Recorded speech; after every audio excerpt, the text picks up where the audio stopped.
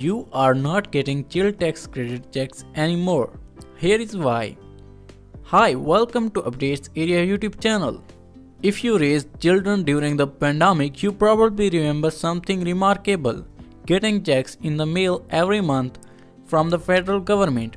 The expanded child tax credit provided a few $100s to help pay for your son's braces or your daughter's ballet lessons, or to ease the stress over whatever you had enough money to cover the mortgage. Then one day the checks just stopped coming.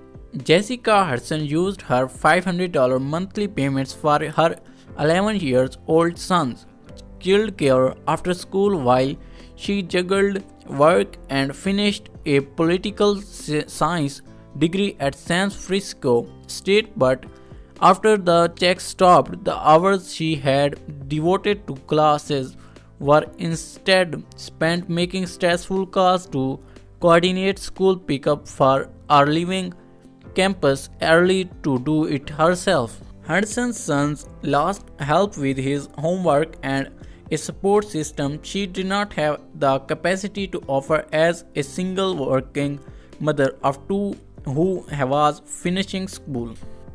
It changed how our family functioned, the 37-year-old recalled. I remember feeling really resentful when it was ending because what was being communicated to people like me was get back to work. A sudden end to the payment was not what the mayor boosters had intended, or its criticized had feared. Supporter of the 2021 boost to the child tax credit, part of the $1.9 trillion COVID-19 relief package, had intended it as an initial effort, not a one-off. They hoped that mayor would prove so successful and so popular that Congress would feel compelled to extend it. The policy succeeded at reducing child poverty. The USA child poverty rate fell 46% to its lowest level in 2021. According to the US Census Bureau, the temporary credit lifted nearly 4 million children out of poverty and reduced the number of households that reported not having enough food. The expanded benefit delivered more money to 61 million children in 36 poorest families who did not qualify before because they had no income.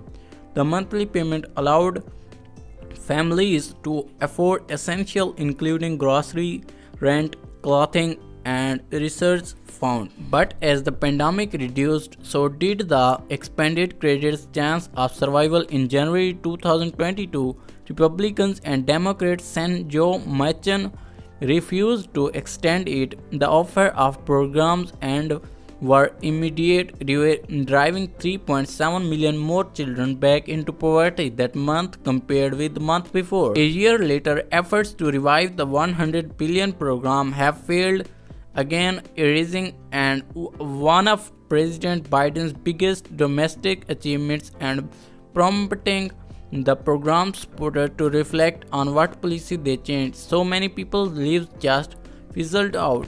Despite an impasse, Capitol Hill, a dozen states and cities have implemented their own version of child tax credit. In 2019, California became the first state to establish a young child tax credit, a $1,000 a year credit for low-income families with children under age 6.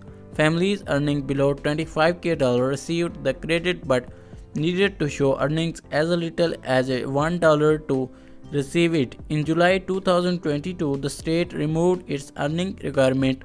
New Jersey and Vermont have followed suit in the establishing permanent child tax credit, while states like New Mexico have enacted short-term policies. States could go further on their own if California replaced the young child tax credit with a broader $1,700 child tax credit for children 18 and under. It could achieve a 25% reduction in child poverty. According to the Institute on Taxation and Economy, policy, a tax policy think tank based in Washington DC. So that was the today's video, and I hope you liked the video. Please leave a like and also hit the subscribe button. I will see you next one. Bye bye.